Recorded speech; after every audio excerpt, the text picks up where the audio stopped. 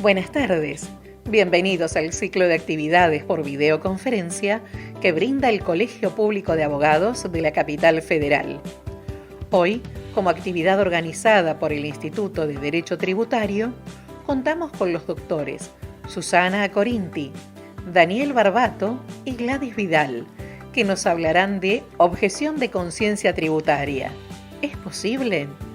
Les recomendamos que mantengan los micrófonos en silencio para evitar interferir en la locución de los expositores y de surgir alguna pregunta, la realicen vía chat.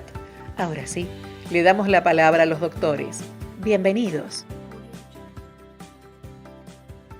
Bueno, a todos los asistentes, buenas tardes. Es un gusto presentar este panel. Para mí, no soy moderador, pero sí pedí la posibilidad de presentarlo. ¿Por qué? Porque tenemos alguien muy especial, querido por todos, los tributaristas, los que estamos en esta materia, en esta área, que es la doctora Gladys Viviana Vidal, que aparte de egresada de la UBA, con la especialidad en Derecho Tributario, doctoranda en Derecho Fiscal, profesora en la UBA, ha tenido una carrera académica reconocida por todos nosotros y también una carrera judicial, pues es secretaria letrada de la Procuración General de la Nación. Es un gusto presentarla, es un gusto tenerla acá nuevamente, es la segunda vez que viene. Espero que sea más seguido, ya sabemos que usted está predispuesta, pero normalmente está tapada de trabajo. Pero muchas gracias por la presencia. Y en un tema realmente que es una innovación, algo nunca tratado, novedoso, y que espero que tenga su continuidad.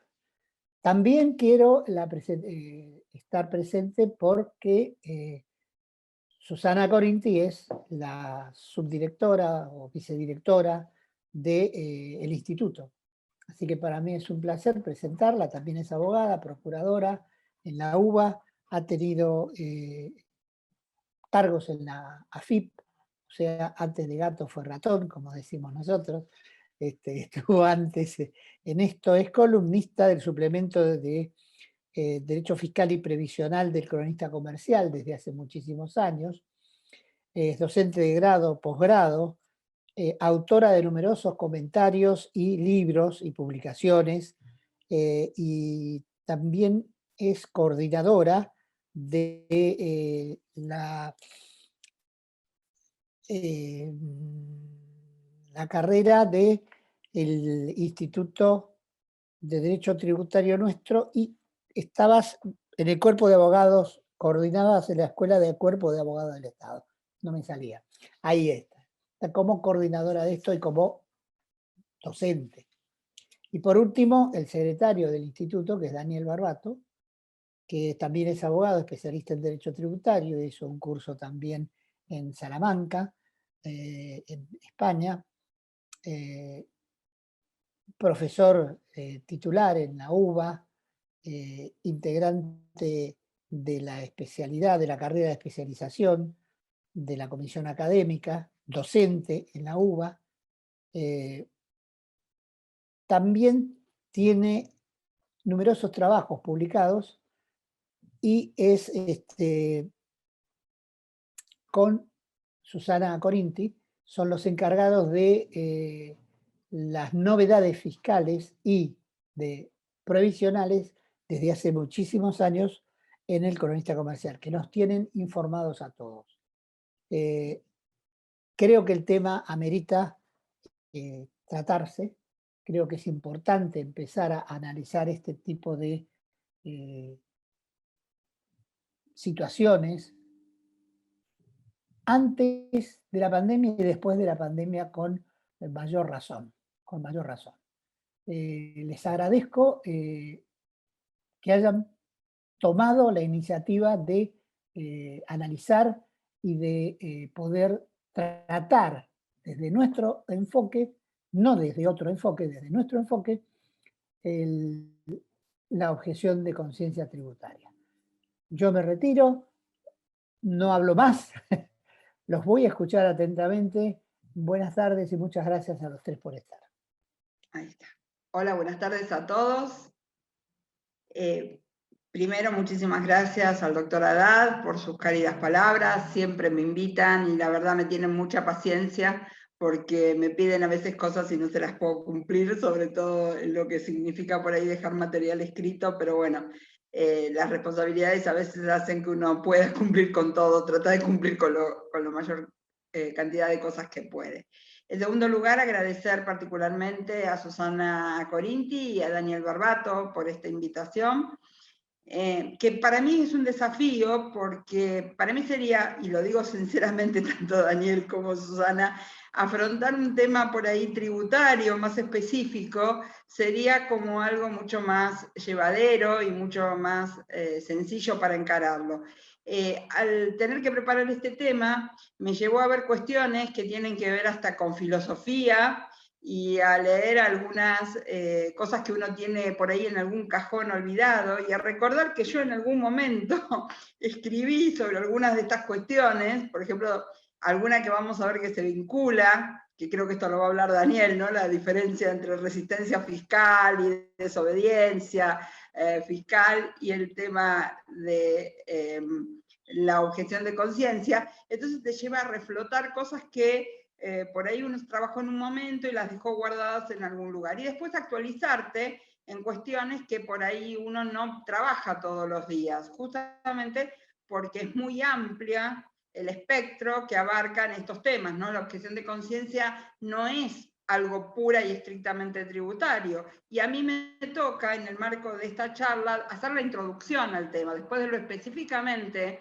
tributario y de lo específicamente referido al proyecto van a hablar la doctora Susana Corinti y Daniel Barbato. Y quiero agradecerles también que hayan tenido la delicadeza de darme a mí este tema. Y ellos lo pensaron y me lo dijeron sinceramente, me dijeron, mira Gladys, la verdad pensamos que vos podrías dar esta introducción porque en tu condición de funcionaria judicial, como puede ser que te tengas que expedirte o tengas que pronunciarte o tengas que hacer notar tu parecer sobre estos temas, vamos a obviar que vos tengas que expedirte sobre el proyecto o sobre lo que considerás y das más un marco teórico. Entonces les agradezco un montón la gentileza porque la verdad me sacan presión. Si bien la tengo desde el punto de vista intelectual, no la tengo desde el punto de vista interno, ¿no? De poder referirme a este tema. Con lo cual va a ser una cuestión más, si ustedes quieren, doctrinal, mi intervención, y lo más, como decía el doctor Haddad, más comprometido con los tiempos que estamos viviendo y con las soluciones prácticas que esto puede traer implicado, lo van a encarar tanto Susana como Daniel. Esa es un poco la introducción del por qué vamos a ocuparnos de estos temas, ¿no? En primer lugar, cuando yo empecé a preparar esta charla, empecé a pensar, entre otras cosas, cuál era el concepto de objeción de conciencia. Y la verdad es que cuando empecé a pensar y a ver qué decían los autores sobre la objeción de conciencia, ¿qué es la objeción de conciencia?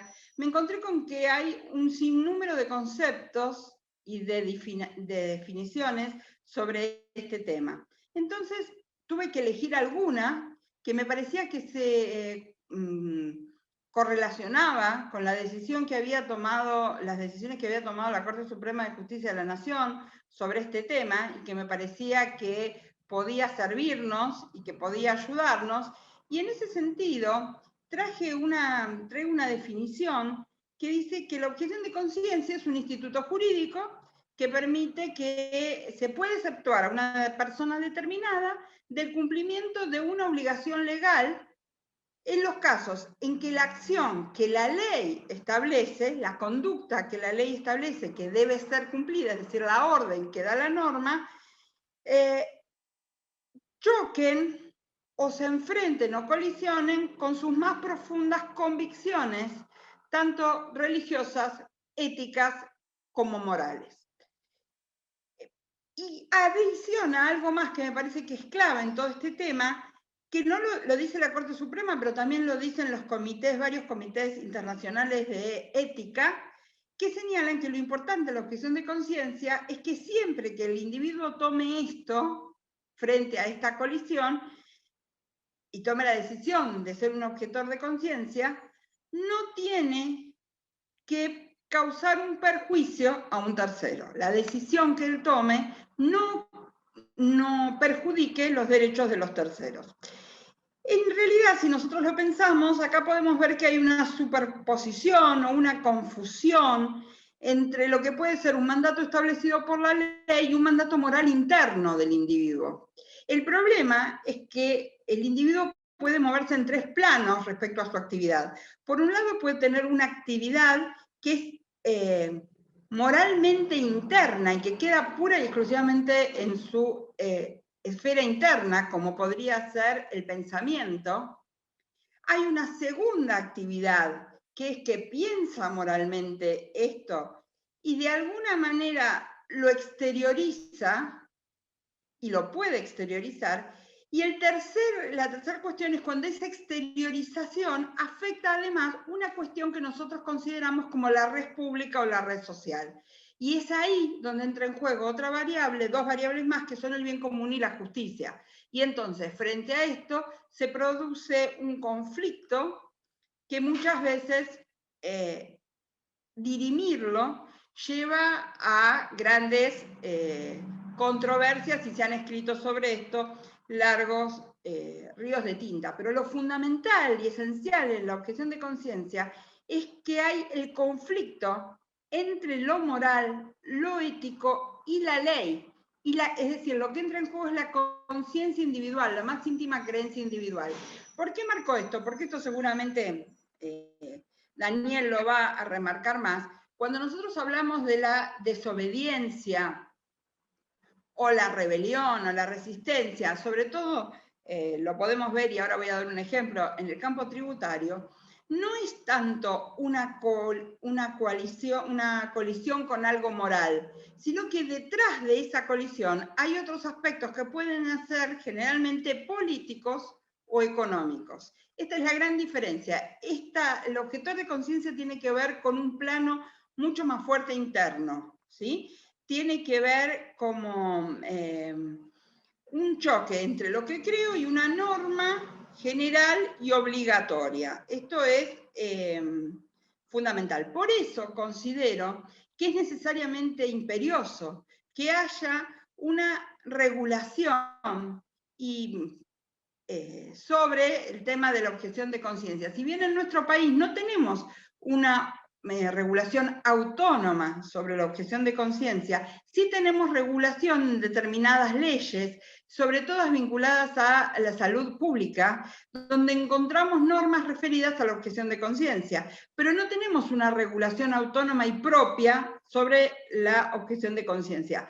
Por más que, por lo que pude recapitular, hay proyectos que fueron presentados en su momento en el Senado para tratar de regular directamente una ley nacional sobre la objeción de conciencia. Proyectos que nunca fueron tratados porque perdieron estado parlamentario, todos ellos.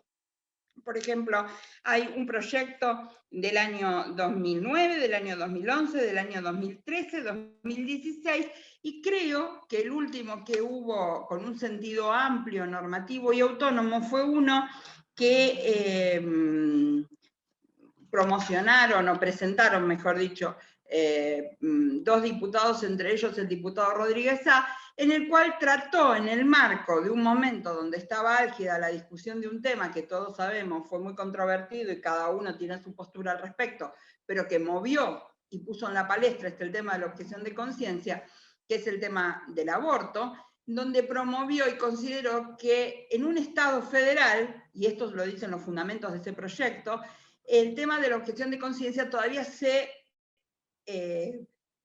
complejiza mucho más, se torna mucho más complejo por justamente esta distribución en la organización federal que tiene el Estado democrático que es nuestro país.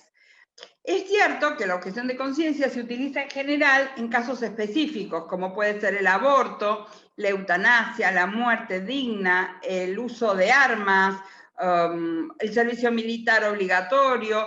Todos conocemos los casos más populares, que son los referidos a miembros de los testigos de Jehová, con sus grandes problemas en cuanto a las transfusiones, por ejemplo. Pero hay que recordar que toda objeción de conciencia, sea en la etapa que sea, es más, en este proyecto que yo vi, en uno de los proyectos que vi, tratando de preparar la charla, se hablaba de algo que me pareció muy interesante, que también tendríamos que tener en cuenta, que es la objeción de conciencia educativa, ¿no? Vaya tema justo en este momento en que la educación pasa a ocupar un lugar que muchas veces no lo ocupaba entre nosotros, y que me parece súper interesante, ¿no? El tema de la objeción educativa. La objeción de conciencia tiene como base primordial la idea de la libertad. Esto es fundamental. Tiene la idea de la libertad, pero no de la libertad en general, de la libertad como libre albedrío, como poder de decisión del individuo conforme a sus creencias éticas y morales. Dworkin decía que si bien el individuo tiene el deber de obedecer el derecho, ese deber no es un deber absoluto. ¿Por qué? Porque el individuo no solamente tiene el deber de respetar las normas jurídicas o las leyes específicas que surgen, sino que también tiene deber de respetar las propias leyes morales y religiosas, en algunos casos, que los rigen. Porque esto hace a su propio ser interior y a su propia conciencia interior. Y entonces dice que en el Instituto de la Objeción de Conciencia se ve de manera explícita un reconocimiento de la dignidad y de la moral personal e individual. Esto tiene que ver también con la dignidad del hombre, más allá de la concepción que uno pueda tener desde el punto de vista religioso, más o menos extensa, más o menos natural, de cuáles son esos derechos que rigen esa vida individual del hombre. Distinto es el caso de la desobediencia civil, porque en la desobediencia civil lo que se trata, y lo que llamamos nosotros la resistencia fiscal en nuestro campo tributario, tiene que ver con la resistencia al cumplimiento de una ley, pero no por una íntima convicción interna. Como les dije antes, por otros motivos que pueden ser políticos, por ejemplo, o económicos, se generan amplias discusiones y generalmente si la desobediencia civil trae sanciones para quien las reciba. En cambio, en el caso del objetor de conciencia es muy difícil establecer cuáles son esas sanciones, que realmente sean sanciones útiles. ¿Por qué? Porque el objetor de conciencia tiene que partir de una serie de requisitos que él debe cumplir en su interior para fundamentar, y es un requisito fundamental, fundamentar la objeción de conciencia. Como que, por ejemplo, su creencia sea anterior o concomitante, pero que esté probada de alguna manera, que sea una real convicción interior, que no sea una mera enunciación oportunista que el objetor quiere utilizar para eximirse del cumplimiento de algo establecido por la ley. Entonces, esto hace que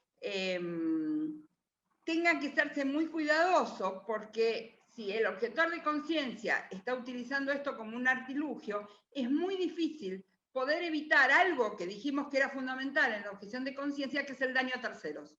Entonces, cuando yo no quiero ocasionar ese daño a terceros, tengo que tener requisitos que exijan que ese objetor de conciencia sea un objetor que de alguna manera pueda probarse que realmente esta objeción es interna y propia, y no que está, como les digo, aprovechándose de una situación determinada. Quiero recordar, así nada más al pasar, que la objeción de conciencia es algo antiquísimo, que ya lo podemos encontrar en tiempos bíblicos. En el libro de los Macabeos vamos a encontrar relatos vinculados a la objeción de cómo el hombre prefiere en algún punto ser sancionado antes que desobedecer los mandatos divinos, o podemos encontrar en el Evangelio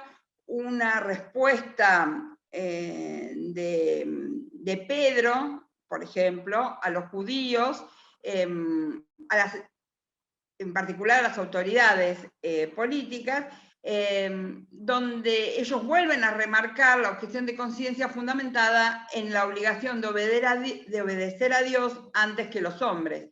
Después podemos encontrar ya en tiempos posteriores, cuando ya el Imperio Romano empieza todo un proceso de sacralización, que esto se da también en ese ámbito, o sea, no es propio, estricta y propio de lo religioso, pero sí los primeros antecedentes los podemos encontrar allí. ¿Cuáles son esas razones y fundamentos que tiene que tener el objetor de conciencia? Bueno, a la luz de la tradición ético y jurídica occidental, dijimos antes que había una libertad de conciencia. Y se la une generalmente lo que hace la Corte y lo que hacen la mayoría de los tribunales, es vincular no a la objeción de conciencia como algo autónomo, sino a otros derechos que son considerados fundamentales. ¿Sí? El derecho a la libertad de cultos, y fundado en el artículo 14 de nuestra Constitución, y el artículo 19, donde se habla de la zona de reserva interna o interior y de la autonomía particular de cada uno tiene. Entonces, no puede, parte de allí en cierta manera, no puede considerarse que hay que obligar a un ser humano a hacer algo que sea considerado un mal gravísimo para él, porque esto no va a ser posible en el objetor de conciencia. Entonces, se requiere que haya una preexistencia de un imperativo ético fundado. ¿Se acuerdan esto que decíamos recién? De que tenía que haber una convicción interna. ¿Y a qué tiene que estar fundado? Tiene que estar fundado a lo moral, a la libertad interior, a la libertad de ideas, y que tiene que estar en colisión con una norma expresa. Eso es fundamental. Lo segundo es que esa adhesión del individuo a la norma moral que lo lleva a objetar sea persistente, es decir, no sea algo puntual o para un momento determinado. Y que la norma legal sea respecto del individuo netamente coercitiva, es decir, que lo obliga a obrar directamente frente a su conciencia. ¿Qué es lo que dice las convenciones? Bueno, esto lo vamos a encontrar fundamentalmente en varias convenciones.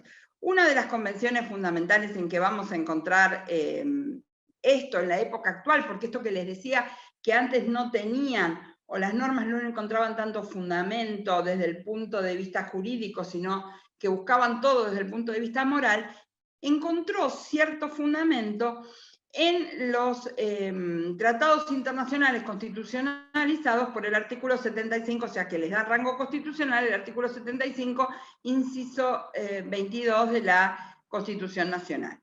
Y van a ser los artículos del Pacto de San José de Costa Rica, de la Declaración de los Derechos y Deberes del Hombre, fundamentalmente, a la vez que lo vamos a encontrar también en algunos de los tratados referidos a la tortura, ¿sí? Donde vamos a encontrar normas que nos sirven de fundamento para el tema de la objeción de conciencia. Quiero marcar dos cosas que me parece interesante respecto a esto, que es la diferencia entre objeción de conciencia, desobediencia civil e insumisión.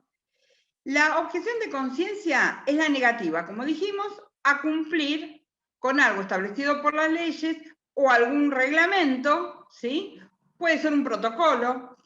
Esto lo vimos con el tema del aborto, que cuando hubo el primer protocolo en Lille, todos surgieron contra el protocolo como reglamento de una ley, ¿no es cierto? Que está impuesto por autoridades que tienen que ser legítimas, pero que yo objeto por razones morales o de conciencia. ¿Sí? Eso es una cuestión. Y esto hay que distinguirlo de lo que da pie a las demás, que es la objeción de la ley, donde yo lo que cuestiono no es por la moral o conciencia, sino por la legitimidad, es decir, por el origen de esa norma. ¿Cuál es el fundamento u origen de esa norma? Y esos son los que dan pie a la desobediencia civil o a la insumisión. Quiero también, porque me parece oportuno señalarlo, como ustedes se dan cuenta, es un tema muy vasto, tenemos 15 minutos y yo ya no me quiero exceder, entonces quiero hacer hacer una referencia a la jurisprudencia de la Corte y decir que son pocas las sentencias en que la Corte Suprema de Justicia de la Nación se ocupó de este tema. Lo podemos encontrar inclusive en fallos desde el año 1949, en el fallo Agüero, que es el primero de los fallos donde podemos nombrar una... vuelvo a retomar, estábamos hablando de los fallos, decíamos que el primero de los fallos que podemos nombrar es el fallo Agüero, que es el primer antecedente del año 1949, que se refería a la necesidad de que se prestara juramento respecto a ciertos actos públicos, para que estos fueran válidos, ¿sí? Otro de las causas que tienen que ver más con el servicio militar obligatorio, son ya del año 1982, 1983, como la causa Lopardo o la causa Falcón. Después encontramos toda esta serie de fallos vinculados, como decíamos antes, al tema de la transfusión de sangre y de los testigos de Jehová, entre los cuales podemos, no sé, nombrar Bahamondes y Albarracín, para nombrar los últimos, pero sin duda el que produjo un quiebre y que puso el fundamento en este tema de la objeción de conciencia y que trató de especificar qué es el tema y se ocupó de esto, y es el caso en que por primera vez la Corte lo reconoce rango constitucional a la objeción de conciencia, por más que en el caso limitó o restringió, no en su lugar, al pedido, porque era un tema de servicio militar obligatorio, donde un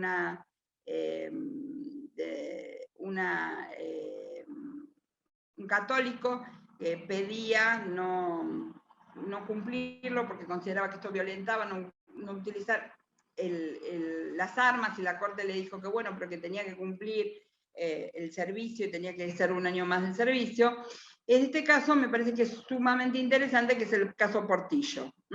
Entonces, de los fundamentos del fallo parece desprenderse que la objeción de conciencia es una especificidad de la libertad de conciencia, y que esta especificidad de la libertad de conciencia merece reconocimiento y tutela autónoma respecto de la libertad religiosa y de la libertad de cultos. Habría que meternos en la diferenciación, donde la Corte acá habla de que es mucho más la libertad de cultos que la libertad religiosa, y habría que meternos en este tema, y para eso los invito a ver los jueces, los fallos de los jueces que hacen un muy buen tratamiento de este tema. Así que con todo este recorrido, yo ahora le voy a pasar directamente a Daniel para que pueda entrar en el tema que a él lo ocupa y que lo va a abordar mucho mejor que yo. Pero dejarles una cosa en derecho tributario, porque si no despunto el vicio me muero, que es que en derecho tributario tenemos un caso muy particular, no de objeción de conciencia, sino de resistencia fiscal, que es el caso de Pierre Pujadas en Francia, que llegó a ser diputado blandiendo las banderas de la resistencia fiscal, y que es un caso muy interesante. Pierre Pujadas murió en 1982 y todo su proceso empezó en 1950, era de derecha, era un diputado de derecha, pero él protegía a los comerciantes minoristas y logró levantar su voz de tal manera que después esto lo llevó a la banca, pero lo inicial fue que logró que se cambiaran los planes de inspección respecto a los temas fiscales en Francia. Así que eso se los dejo como una perlita para que puedan verlo de futuro. No es particularmente sobre la objeción de conciencia, pero sí me parecía interesante. Y para cerrar, recordar una anécdota de Lincoln sobre el tema esta de la moral y la objeción de conciencia, que también me pareció muy curiosa. Lincoln una vez, cuando recorría los Estados Unidos, cruzaba por un lugar donde había un indio, que él empezó a tener contacto con este indio porque era un ser muy sabio. Y en el marco de ese contacto que tuvo con el indio, creó una relación. Resulta que una de las vueltas que vuelve, ustedes saben que los indios no formaban parte, no eran considerados ciudadanos, ¿no es cierto? Tenían una dignidad menor. Entonces vuelve Abraham Lincoln y se encuentra con que este indio había muerto. Y él, más allá del lugar que ocupaba y de lo que podía pensarse de este indio, consideró que debía hacerle un reconocimiento, porque moralmente lo tenía que hacer, y le escribió un epitafio a ese indio. Entonces me parece como una anécdota bien clara de cómo juegan los temas morales y la objeción que uno puede tener intelectualmente respecto a la situación y a la convicción interna de cada uno. Este es el planteo de la objeción de conciencia. Perdón que me excedí, pero el tema era sumamente extenso, así que espero haber cumplido mínimamente con un marco, dejarlos a ustedes motivados para buscar lecturas sobre el tema y que crean su propia convicción sobre estas cuestiones. Daniel, te lo paso todo tuyo. Bueno, muchas gracias por el pase. Me siento como en los programas de radio, Gladys, y de paso le agradezco al doctor Haddad la presentación y la invitación a Susana, y para mí es un gusto compartir este panel con Susana y con vos, que son profesionales que yo quiero y humanamente respeto más todavía. Bueno, la exposición de Gladys fue elocuente, es clara. Lo que podemos partir es de la premisa que tanto la objeción de conciencia como la desobediencia civil son especies de un género, que son las desobediencias de derecho. Lo concreto es que desde un punto de vista histórico ya encontramos, si se quieren, algunos supuestos, como bien dijo ella, ya desde la época bíblica, pero hubo algunos supuestos de objeción de conciencia, particularmente en materia económica. El movimiento anabaptista, que son los antecedentes actuales de los menonitas, ya planteaban, por cierto modo, la libertad de conciencia, con un autor que se llama Marpech, y a su vez otros propiciaban el reparto y el compartimiento de todas las cosas en común, sembrando las semillas de lo que posteriormente serían las ideas marxistas. Naturalmente hay que tener en cuenta el contexto histórico. Esto se produjo en el siglo XVI, y todos estos movimientos terminaron obviamente duramente reprimidos, y sus líderes tuvieron muertes desdichadas, ¿no? Posteriormente, en el siglo XIX, encontramos ya un autor que se llamó Henry David Thoreau, donde este autor postula la desobediencia civil.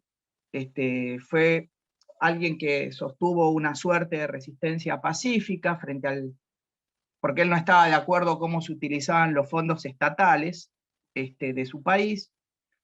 Y llegamos a situaciones mucho más concretas, que más que nada no sé si están vinculadas a la objeción de conciencia, sino que para mí están más aproximadas a la desobediencia civil, ¿no?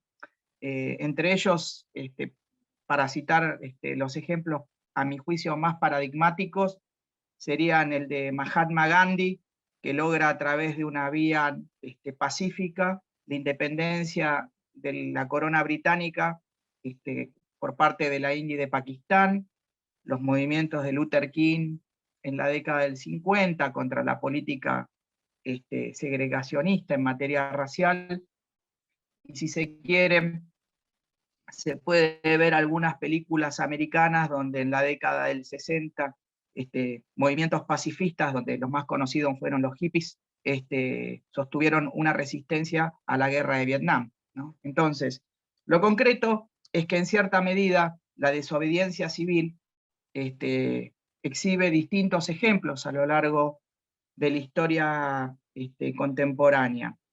Ahora bien, la pregunta, si vemos la desobediencia civil, podemos encontrar tres supuestos concretos. Por un lado, la protesta y la persuasión, la segunda sería la no cooperación y la tercera sería la acción directa.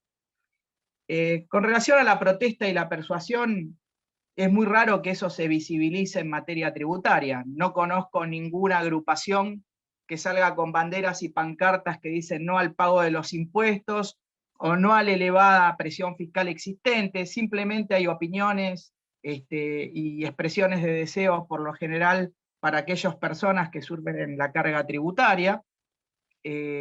Acción directa tampoco, en principio. La acción directa, estoy pensando más que nada en las acciones que lleva adelante Greenpeace en pos de proteger la flora y la fauna, y en particular en materia pesquera, que tampoco eso se visibiliza en materia tributaria. Pero sí hubo algunos atisbos de no cooperación. ¿Cuándo vi yo esos atisbos? Bueno, básicamente, antes de la crisis del 2001, recuerdo que en algunas provincias, en particular del interior, frente a la intención que tenían algunos contribuyentes de levantar fajas de clausura, hubo una suerte de invitación a que se retiren, por decirlo de alguna manera elegante. Y si se quiere, también hubo un atisbo de no cooperación, que esto lo viví personalmente cuando se produjo en marzo la crisis sanitaria, donde los contribuyentes de pronto se enfrió de una manera importante la economía argentina, y muchos de los contribuyentes que eran clientes decían no presentemos declaraciones juradas, no paguemos, no hacemos nada, porque a mí nadie me paga. Pero bueno, la verdad son situaciones que han sido puntuales, ¿no? Ahora, en realidad yo dejo un interrogante, ¿no? O sea, ¿es posible hablar de objeción de conciencia o de desobediencia civil en un marco jurídico que per se, un marco jurídico tributario que per se es bastante delicado? No nos olvidemos de que la Argentina se caracteriza por tener una presión fiscal elevadísima, donde tenemos una presión tributaria a nivel nacional, provincial y municipal. No nos olvidemos que la historia económica argentina también ha demostrado que siempre se viven en crisis recurrentes. Podemos hablar de la década del 70 del Rodrigazo, la caída de la tablita de Martínez de Oz, podemos hablar de la crisis del 89 durante el último momento del mandato del doctor Alfonsín, ni hablar de la crisis del 2001, y donde se trata de un Estado que siempre se ha caracterizado por gastar más de lo que genera, y encima, donde nosotros observamos que muchas veces el Estado no se comporta de una manera ejemplar hacia el universo de los contribuyentes, ¿no? ¿Qué puedo decirles? A ver, ajuste por inflación. Cuando estalla la Argentina en el 2001, el Estado argentino, y en particular los organismos recaudadores, impedían a los contribuyentes utilizar el mecanismo de ajuste por inflación, cuando era Vox Populi que la inflación era un hecho notorio.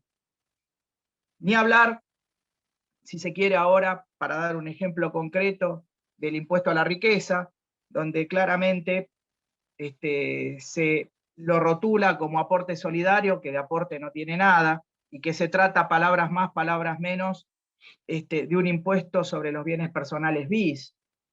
¿Qué hablar de la tasa de seguridad e higiene, que no guarda contraprestación con el costo del servicio, y donde también, en cierta medida, está presente una suerte de impuestos sobre los ingresos brutos de carácter municipal?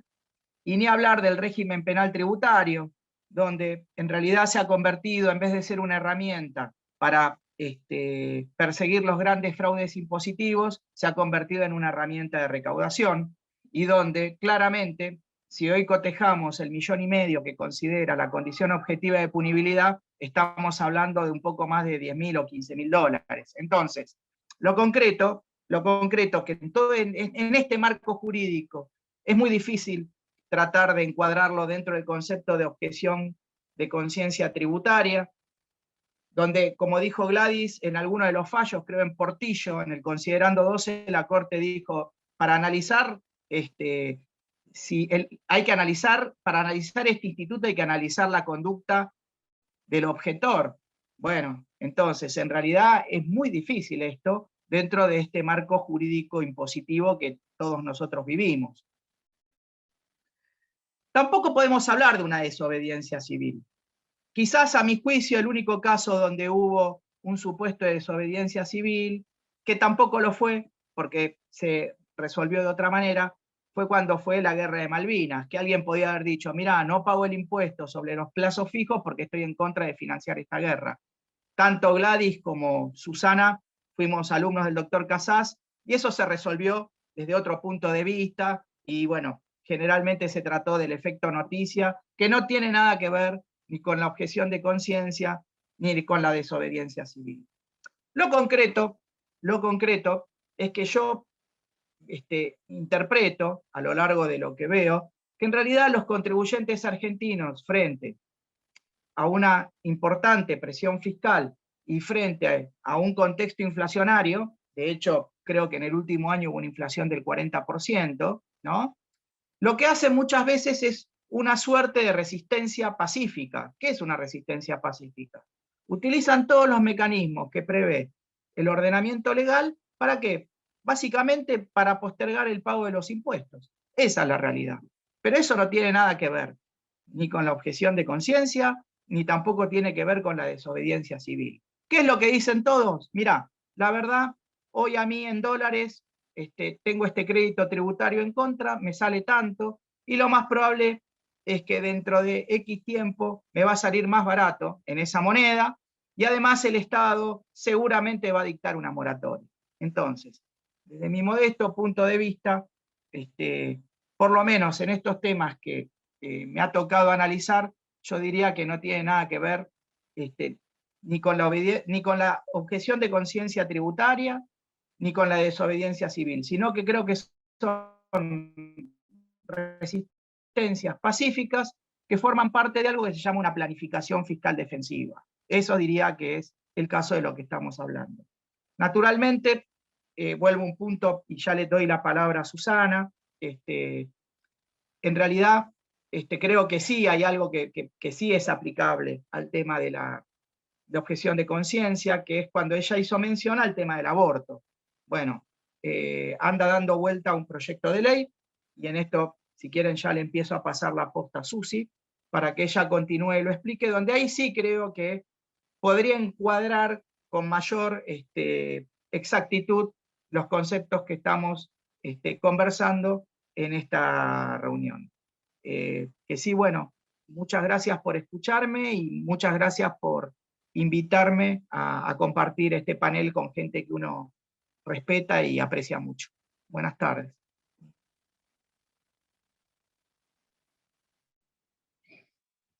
Bueno, vamos con el pase. Gracias, Dani, por el pase.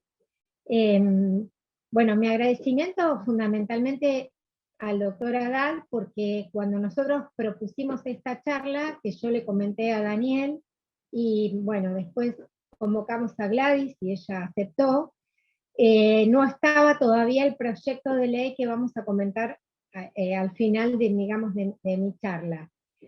Cuando se lo comentamos al doctor Haddad, él nos dijo que sí, pero si ustedes advierten, el título de la charla, como todavía no había la objeción de conciencia, no estaba plasmada en un proyecto de ley, como ahora sí está, el doctor Haddad plantea la pregunta diciendo, ¿objeción de conciencia tributaria es posible? Bueno, cuando el doctor Haddad planteó el tema, ahí no era tan posible, porque realmente no estaba plasmado en una letra de un proyecto de ley.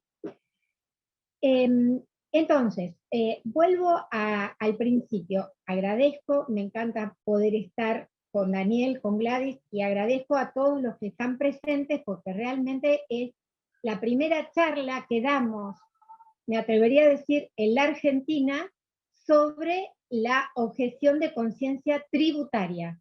Hasta ahora hemos siempre escuchado la objeción de conciencia como un derecho humano, que quiero rescatar y subrayar. La objeción de conciencia es un derecho humano. Según Vidar Campos, es uno de los derechos implícitos que están en los artículos 28 y 33. Y nosotros, desde nuestro enfoque, lo vamos a traer y vamos a hablar de la objeción de conciencia tributaria. Lo interesante, tomo lo que comentó Gladys con respecto al indio, que no tenía la dignidad que tiene después, es que por suerte nosotros como operadores del derecho, desde tribunales, desde las charlas, desde las aulas, lo que tratamos es de tomar el sentir de la gente o ver las conductas de la gente y plasmarlas en normas jurídicas. ¿Para qué? Para regular conductas humanas. Cuando yo me recibí, siempre lo comento, no existía el divorcio como está ahora, no existía el matrimonio igualitario, quien no había pagado aportes no se podía jubilar, y hoy la realidad, yo me recibí en 1983, a poco menos de 40 años, es posible el divorcio, es posible el matrimonio igualitario y es posible jubilarse sin haber aportado. Entonces creo que la objeción de conciencia tributaria, con todo esto que habló Dani, con esto que habló Gladys, es un derecho humano y en este marco que nos encontramos hoy en la Argentina, vemos que el proyecto que fue liderado por el diputado Sánchez, que lo vamos a mandar a los que hoy están presentes, igual se puede acceder directamente por el link del Congreso Nacional. El diputado Sánchez, sí, lo vamos a poner, Javier, lo vamos a mandar el proyecto de ley. Igual, por si quieren, el número es 1597 de 2021, y el diputado lo presentó el 21 de abril del 2021. Desde el punto de vista filosófico, después entramos a hablar desde el punto de vista práctico, este proyecto, digamos, desde el punto de vista filosófico, este proyecto fue dictado en un marco en donde tenemos una ley, la 27541, que es la Ley de Solidaridad Social y de Reactivación Productiva, que establece esta ley una serie de limitaciones producto de la situación que había en el país en diciembre del 2019. Cuando aparece la pandemia, en marzo del 2020, a raíz de esto, este proyecto de ley 27541 se amplía también en materia de salud. Ustedes lo saben mejor que yo, por el decreto 260 se amplía también el plazo de la emergencia pública. Entonces, en este contexto de pandemia, muchos contribuyentes se preguntan si el dictado de una ley, como fue la ley del aborto legal, seguro y gratuito, se justifica en este marco de pandemia. Recuerden que este proyecto de ley, que esta ley, la 27610, se dicta el 15 de enero del 2021, o sea, se publica. La ley es del 30 de diciembre del 2020. El dato importante para tener en cuenta desde el punto de vista que a nosotros nos importa de la objeción de conciencia es que, como diría Gladys, se produce un choque de situaciones entre, por ejemplo, dos bienes jurídicos tutelados, o sea, una ley que nos dice que el aborto es salud pública, y para otros, para quienes el aborto puede ser considerado un crimen. Tenemos también, hay gente que considera que el aborto es un derecho de la mujer, pero hay otros que consideran que el niño por nacer tiene los mismos derechos que la mujer. Y acá vuelvo al comentario de Gladys con Lincoln y el indio, ¿no? O sea, que en ese momento el indio era como un niño por nacer, no tenía la dignidad, por así llamarla, del humano común de Estados Unidos.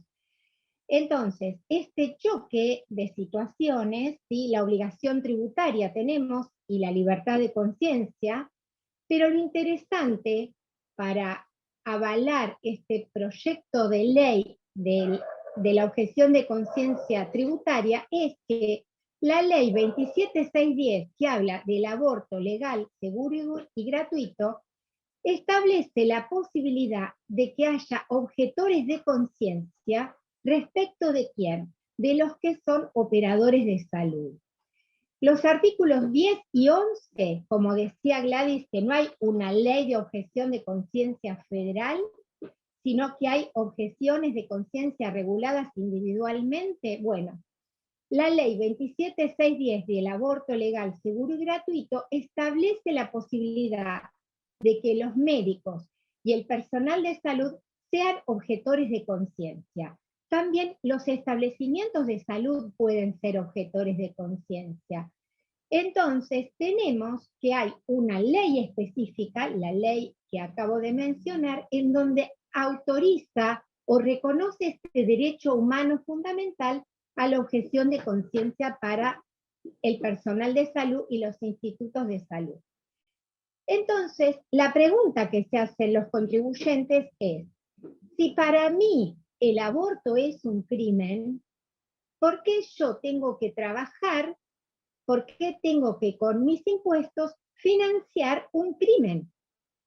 Entonces, aquí es donde aparece la objeción de conciencia. Entonces, tengo en cuenta esto que dijo Daniel. ¿Por qué? Porque Daniel lo que dice es que el contribuyente, cuando ve que hay mucha presión fiscal y que el destino de los fondos no es para el bien común, no es para la seguridad general, no es para la defensa, como pasó incluso con el impuesto a las riquezas, bueno, el contribuyente tiene armas, las armas son legales, ir a la justicia, en fin, presentar multinotas.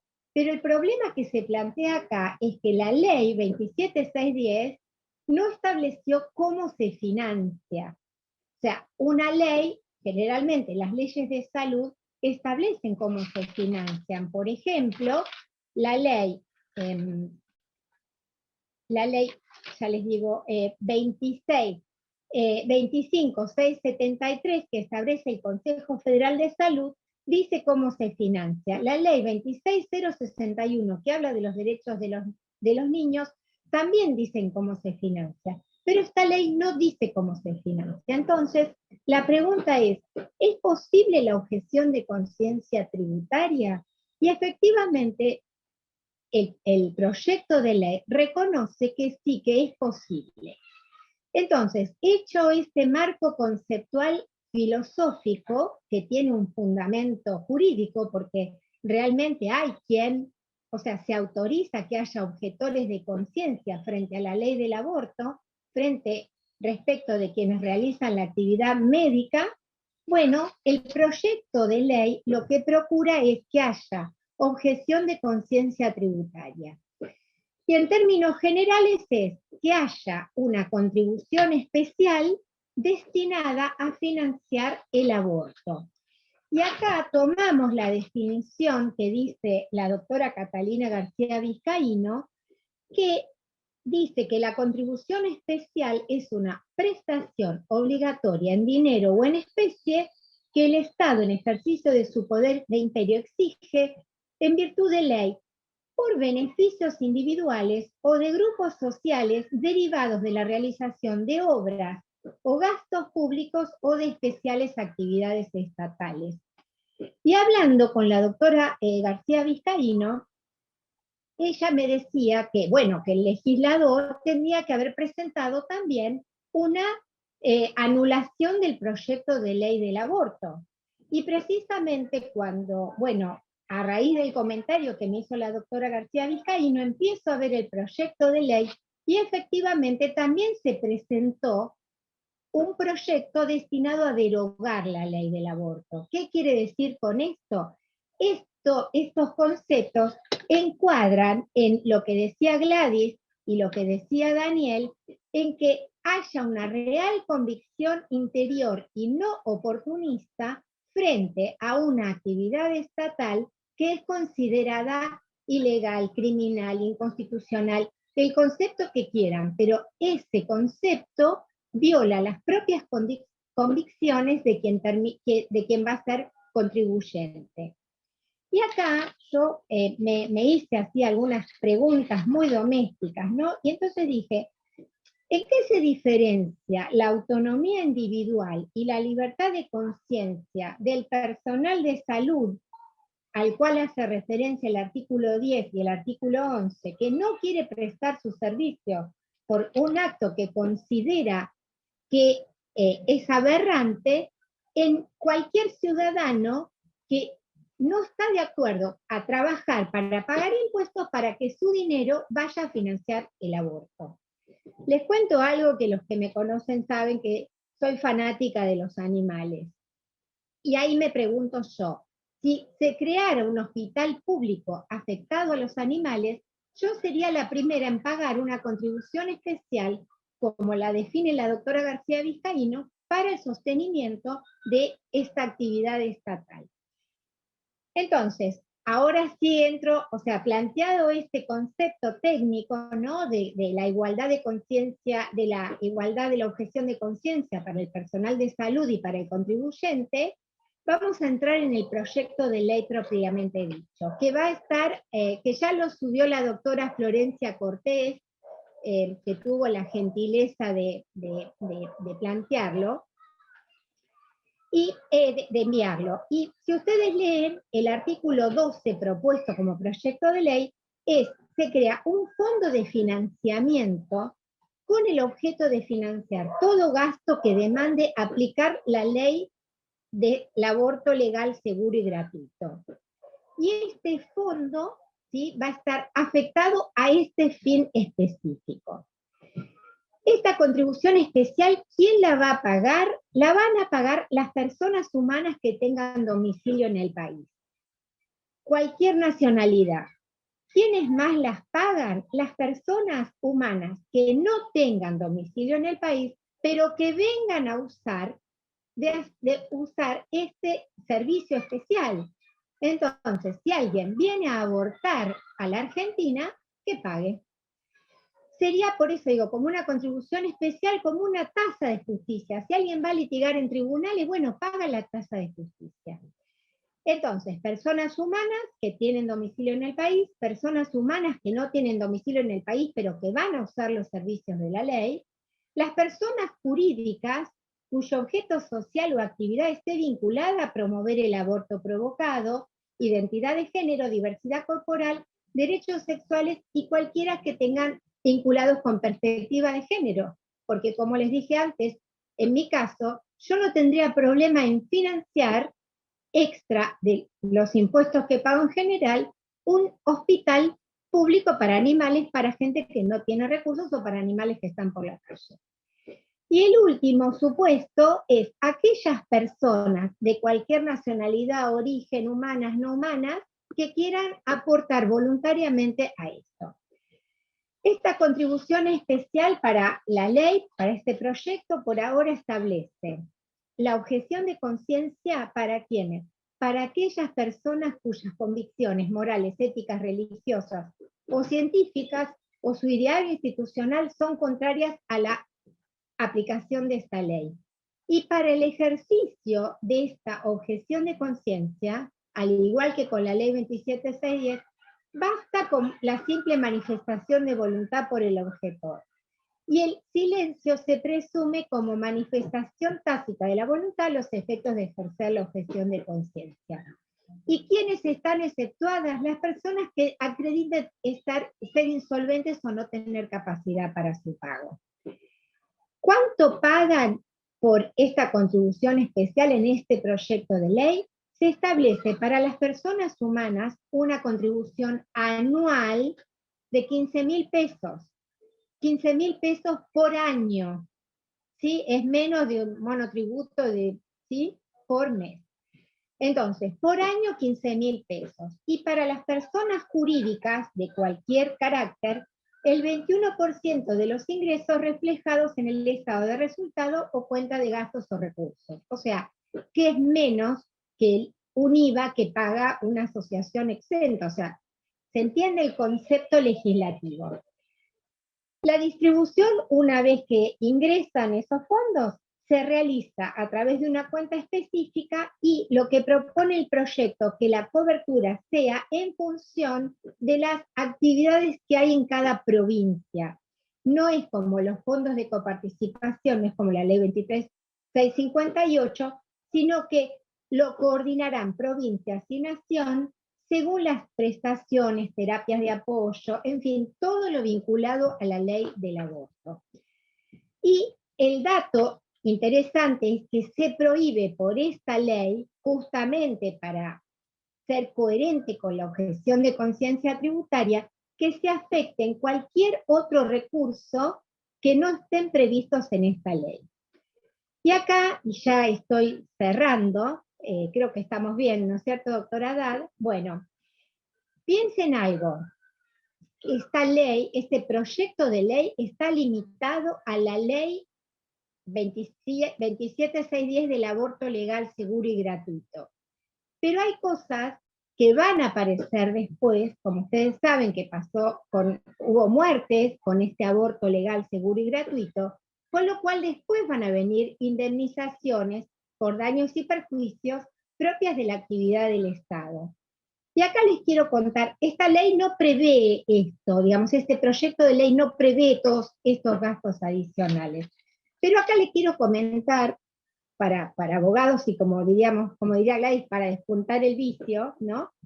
Dos fallos muy importantes. Uno de los fallos es la causa Sánchez Elvira Berta contra el Ministerio de Justicia, en donde la Corte falló el 22 de mayo del 2007 por reconocerle una indemnización por daños y perjuicios producto de la actividad desarrollada durante la dictadura militar de desaparición de personas, le reconoció a la abuela el derecho a una indemnización por la mamá fallecida, o sea, por la hija de la señora esta fallecida de Sánchez, y por el bebé no nato.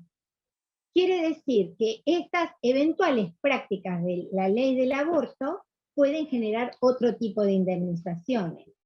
Y también quiero contar que si bien no tiene que ver estrictamente con el aborto, pero sí con algunas actividades del Estado argentino, la otra causa, que es la causa Fornerón, que es del 2012, en donde se llegó a la Corte Interamericana de Derechos Humanos, porque la pareja de Fornerón había dado su hija en adopción y se la dio a otra familia, y este papá Fornerón nunca tuvo acceso a la chiquita, nunca pudo establecer un vínculo con la niña, y llegó a la Corte Interamericana porque la justicia argentina le había cortado toda posibilidad de vínculo. Y acá lo establezco, digamos, el paralelismo con algún padre de estos niños estos niños por nacer abortados, que también podrían eventualmente hacerle una demanda al Estado argentino. Pero bueno, cierro. Entonces, el aborto, digamos, a modo de síntesis, lo que quiero dejar en claro es que la objeción de conciencia tributaria es un derecho humano reconocido por la Constitución Nacional, es uno de los derechos implícitos, y recién ahora tenemos en nuestro país, a partir de la ley del aborto legal, seguro y gratuito, la posibilidad de que sea financiada con aquellas personas que están a favor de esta ley, y quienes no están de acuerdo sean objetores de conciencia en materia tributaria. Pero esto no implica ser desobedientes civilmente, sino ejercer un derecho constitucional frente a un bien jurídico que no es salud pública para el objetor de conciencia. Bueno, vemos las preguntas, doctora Haddad.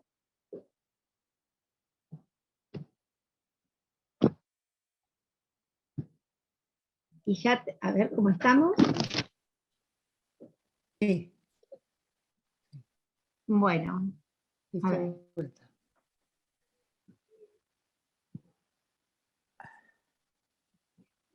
Bueno, ahí estoy viendo las preguntas. La objeción de conciencia tributaria, en este caso, está afectada directamente al aborto. O sea, a la pregunta que se comenta, no estamos desfinanciando al Estado, sino que se le está permitiendo al Estado que mejore la práctica del aborto, como a través del pago, o sea, no destinando otros recursos públicos que tienen que seguir siendo destinados para el bien común, sino que aquellas personas que están de acuerdo con que el aborto es salud pública, que financien el aborto. Esta es la finalidad de este proyecto de ley. ¿Alguna pregunta? ¿Algo más que quedó, doctora Haddad? Sí, acá dicen sobre la posibilidad de que no se desfinancie el Estado y que los impuestos son para el bien común. A ver si entendí bien.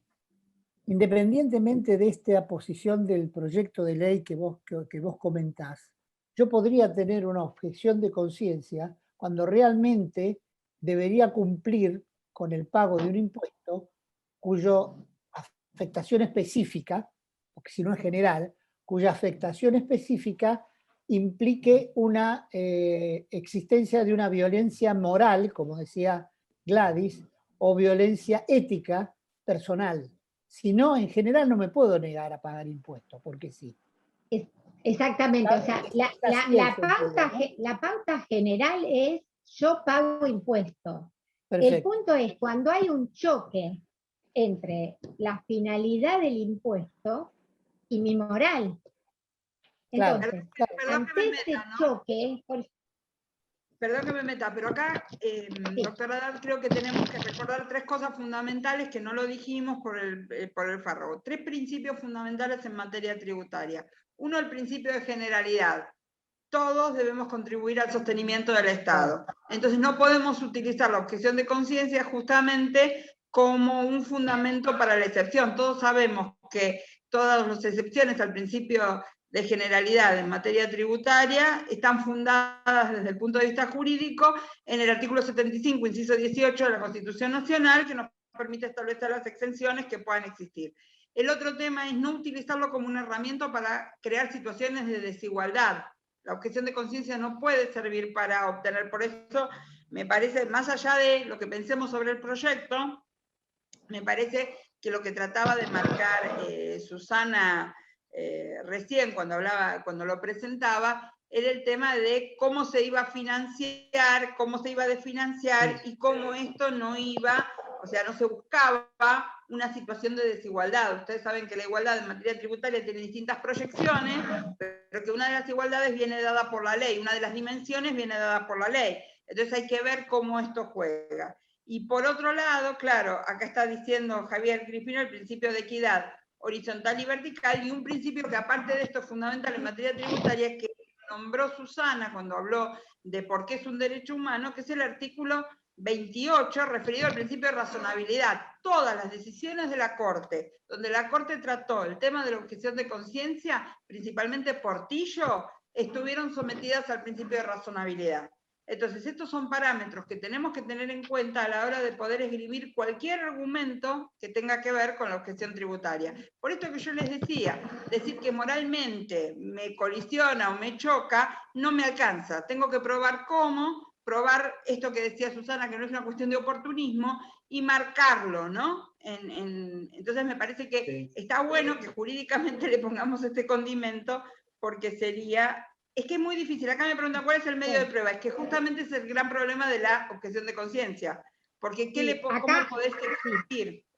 Sí, Susana.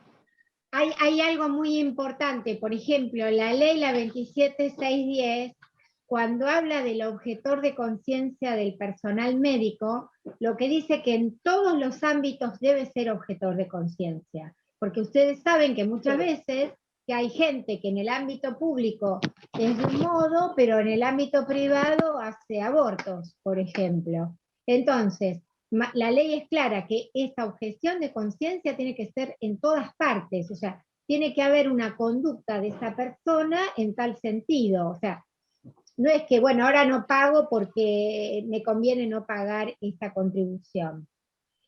Hay alguien que ahí también consulta, creo que es el doctor López, dice, ¿cómo puedo hacer yo ya que pagué para no...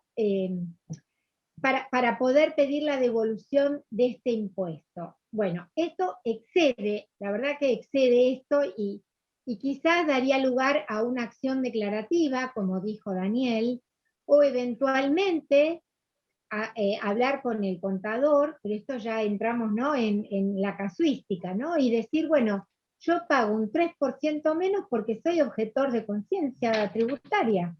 Porque también es cierto que también, o sea, tenemos que pensar, quien quiere ser objetor de conciencia tributaria tiene que ser, no digo como el Mahatma Gandhi, que mataban a palos a los que estaban en contra del impuesto, el monopolio del impuesto de la sal, pero sí tomar conciencia de que esto es algo más profundo, no es dejo de pagar porque dejo de pagar, hay una convicción interna, como los macabeos, como los anabaptistas, o sea, hay una convicción interna de que este crimen no lo voy a pagar. ¿Mm? Una de las cosas que veo acá es alguien que coloca, bueno, que le resultó clara la exposición, pero dice, yo pago impuestos, pero no estoy de acuerdo en cómo se usan. Y esto es un tema mucho más amplio que tiene que ver con los principios generales en materia tributaria y con el deber de contribuir, que si querés buscar un fundamento lo podríamos encontrar hasta en los escolásticos en Suárez, en qué casos puedo no yo pagar los impuestos, pero más allá de eso, no estoy de acuerdo con cómo se usa, yo te diría lo que te contestaría, perdón, que me voy a atribuir el doctor Casá frente a esta respuesta, y es decir, remitirte a lo que dicen los juristas americanos. La única manera de poder revertir esto cuando no tenés una cuestión legal y jurídica que te permite cuestionar el tributo es la urna. Es la urna. Porque no se olviden que el derecho tributario tiene como principio matriz el de legalidad. Y el principio de legalidad en materia tributaria tiene como fundamento pura y exclusivamente el hecho de que el tributo tiene que ser establecido por el órgano donde se ejerce la representación popular, la voluntad general, y ese órgano es el legislativo. Entonces, siempre pensamos en las elecciones como las elecciones, digamos, de presidente, porque estamos acostumbrados a un sistema presidencialista, pero también tenemos que tener el foco en cualquier elección de tipo legislativo, intermedio, la que sea, porque también eso fundamenta y da origen a los tributos que pagamos. Entonces, es la mejor manera de discernirlo desde el punto de vista jurídico. Estoy parafraseando a Casas, ¿eh? Bueno. Hay una serie de cuestiones que fueron planteando los asistentes y vamos a tratar de dar una respuesta, a ver Jorge y Gladys y Daniel si coinciden. Una de las preguntas es el tema del peaje, si yo puedo dejar de pagar el peaje porque cortaron árboles en las autopistas y yo estoy a favor de los árboles. O como decía el doctor Grispino, que creyó que era más general. El concepto, nosotros planteamos el concepto general de objeción de conciencia, que lo dio la doctora Vidal, el concepto de objeción de conciencia tributaria, que lo expuso el doctor Barbato, y la parte que yo expliqué finalmente fue que hay un proyecto de ley en Argentina de objeción de conciencia tributaria. Ello no obsta a que aparezcan otros proyectos de ley de objeción de conciencia ante situaciones particulares. Pero digamos, la propuesta hoy del colegio fue, en un concepto macro, si la objeción de conciencia tributaria, como les dije hace 2 meses, Haddad nos dijo, ¿es posible? Bueno, hoy vemos que sí es posible, ¿sí? Es posible, hay que ver si se concreta en una ley. Sí, bueno, ahí creo también alumnos, Sí, estoy viendo Roberto fue alumno mío y es contador, y aparte de ser contador es abogado, y lo tuve de alumno, y siempre fue muy conceptuoso ante mí. Y el concepto de peaje fue una de las cuestiones que nosotros siempre explicamos, ¿no? La naturaleza tributaria del peaje y el tema de la vía alternativa. Por eso lo recuerda, porque yo las clases. Pero no, respecto a lo que ustedes estaban preguntando antes, yo traté de ser lo más general posible, porque esta era la idea, ¿no? Se buscó un caso concreto, que me parece que fue lo que trajo Susana, un caso concreto de cómo se podía traducir una objeción de conciencia. Yo debo decir, y esto sí lo digo con conciencia plena, que cuando yo iba estudiando el tema, pensaba en todo lo que ustedes están preguntando, en la prueba, en cómo se afectaban los principios, en qué manera concreta, y por eso traje también el tema de la educación, porque cuando lo encontré planteado por ahí, dije, vamos a mostrar que no es un tema que tenga que ver con el derecho a la salud, porque saben que es donde más fácil se ve, porque justamente tenemos un personal idóneo que tiene reglamentos y tiene hasta códigos éticos en los cuales se pueden manejar, pero hay actividades que no los tienen ni siquiera. Y si lo pensamos desde la tributaria, donde y acá, claro, y acá Gladys, perdón. No, digo que, por ejemplo, en el caso de la actividad tributaria misma, donde no tenemos ni siquiera código no ético, normativo, a nivel nacional, tenemos unos códigos éticos a nivel que son de cada una de las jurisdicciones provinciales y uno de la AFIP en general. Entonces me parece que esto, yo les decía, esto nos tiene que abrir la cabeza para poder repensar todos estos temas. Si ya a alguno le sirvió para ver qué hago yo con mis impuestos si no quiero que lo pague, si tengo un mecanismo, si no tengo un mecanismo, si dónde puedo objetar, cuáles son los principios que rigen, qué es lo que entiendo, cuál es la diferencia entre objeción de conciencia y desobediencia civil o resistencia fiscal. Ya si todo esto, yo creo que lo que yo entendí, por lo menos, perdonen, doctora Daddy, perdón Susana, que este era el planteo, ¿no? Era como dejar instalado un tema para que a partir de ahora ustedes lo trabajen, porque es un tema que no trabajado. Y es más, Gladys, como comenté al principio, cuando el doctor Adán nos dio el espacio, no estaba el proyecto de ley. O sea que, fíjate que es del 21 de abril del 2021, o sea que cuando se planeó digamos, la actividad, no lo teníamos. Entonces, así como el divorcio, cuando yo me recibí, no existía, dentro de 20 años, Franco Simón, ¿sí? que nos está escuchando, va a decir, no había objeción de conciencia tributaria, ¿sí? Lo mismo Alejandra Santolucito, o sea, los jóvenes, ¿sí? Son los que van a estar con la objeción de conciencia tributaria, por ejemplo. Claro, un poco la idea, y para cerrar, después de más de una hora, muy buena realmente, los felicito y les agradezco. Creo que es un tema, y esa es la idea, la que dijiste, Gladys, lo importante de esto es el planteo del tema. No creo, como vos dijiste, que se haya tratado al nivel que tenemos acá, de expositores, y con la seriedad que lo han llevado, en otro momento un tema general así de objeción de conciencia, con la particularidad de que ahora hay un proyecto de ley en el medio. Pero la idea era, ¿es posible o no es posible? Creo que de ahora en más vale la pena empezar a analizarlo más profundamente.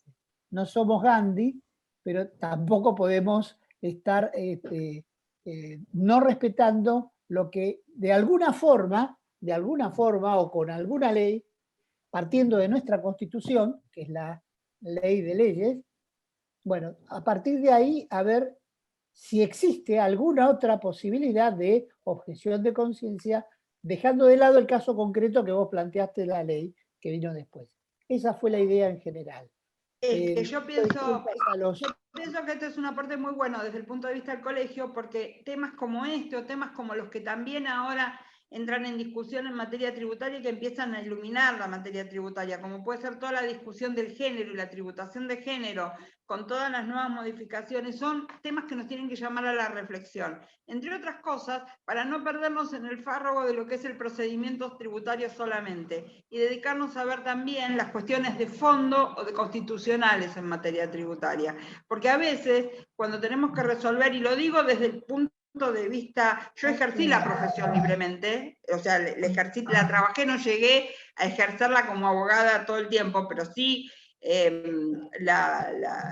trabajé en un estudio jurídico donde esto se hacía antes de empezar en la justicia. El tema de esto hizo que uno se plantee las cosas cotidianas de todos los días. Estas preguntas que ustedes están haciendo, por ejemplo, alguien ahí que se pregunta, ¿y esto no podría ser un enriquecimiento ilícito? Por ejemplo, para un objetor de conciencia. Son temas, claro, que quizás yo ni lo pensé porque no me atravesaba por ahí, pero es otra visión del derecho que probablemente también tengamos que reflexionar. Entonces me parece genial que se abre el juego. Felicito al colegio, doctora Haddad, permítame, pero les pediría que reiteren las actividades con la participación de todos para instalar estos temas, porque los tributaristas necesitamos también escuchar la voz de todos para que entre todos nos conozcamos y construyamos un orden jurídico cada vez mejor. Sí, creo que por ese camino lo empiezan ustedes. Muchísimas gracias a todos. A los Sí, que tenemos que irnos, sí. Gracias. Nos echan. Gracias por Nos estar. vamos. Gracias. Chau, Muchas chau, chau. gracias y en el próximo... Gracias, muchas gracias. Gracias a todos. Chau, chau. Gracias.